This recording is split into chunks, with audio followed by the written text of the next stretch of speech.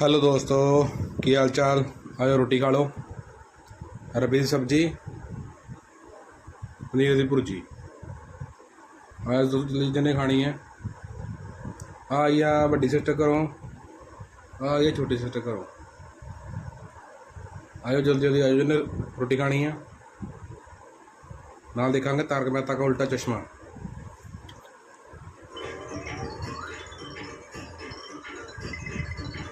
और जिदा फेवरेट है तारक मेहता का उल्टा चश्मा। आयो कमेंट का जरूर दसो।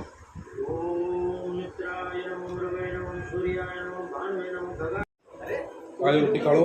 भी हो गया और साथ में पौधे को पानी भी मिल गया। चलो ना, ये पौधा इधर किसने रखा? मैंने रखा। इतने बोले एक तीर से दो निशान। तो अच्छा ऐसे एक तीर दो निशान। अच्छा अच्छा, मतलब जल अर्पण भी हो गया और पौधे को पानी भी मिल गया। अच्छा बराबर।